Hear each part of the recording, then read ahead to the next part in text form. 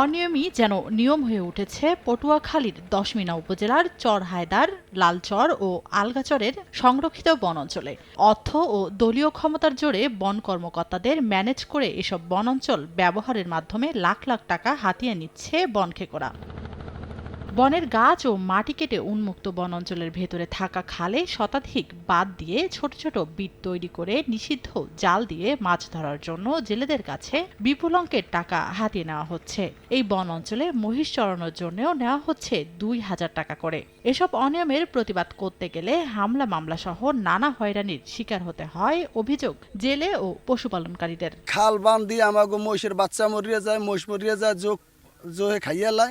নেসারদারি এই চর হায়দার, লালচর, আগলাচর এগুলো সব নিজের কবজায় নিয়ে গেছে বিট অফিসার হাসানের কাছ থেকে। ফরেস্ট অফিসার এরা গাছ কাটিয়ে তারপরে আমার নামে মিথ্যা মামলা দিয়ে আমাদেরকে হয়রানি করতে আছে।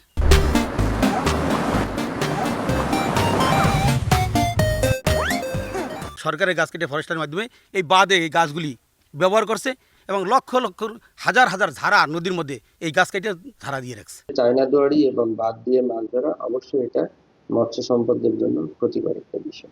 বন কর্মকর্তার দাবি, বনাঞ্চল কাউকে মৌখিকভাবে লিজ দেওয়া হয়নি। আমি এদেরকে চিনিই না, শুধু বিট অফিসার হয়তো কাউকে চিনতে পারে, কিন্তু এই যে টাকা নেওয়ার বিষয়টা এটা সম্পূর্ণ এখন পর্যন্ত আমরা তো কাউকে বিট দেই নেই। তবে খালগুলো দ্রুত অবমুক্ত করা সহ অভিযোগের বিষয়ে তদন্ত করে ব্যবস্থা নেওয়ার আশ্বাস দিয়েছেন সহকারী বন সংরক্ষক। ভবিষ্যতে যাতে এরকম কোনো কিছু না হয় তার জন্য আমরা স্থানীয় প্রশাসন এবং বন বিভাগ সবাই মিলে আমরা এই ব্যাপারে সতর্ক থাকব। পটুয়াখালীর চরহায়দার, লালচর ও আলগাচরের সংরক্ষিত বনাঞ্চলের আয়তন ২,২৯৫ একর। সময় সংবাদ, পটুয়াখালী।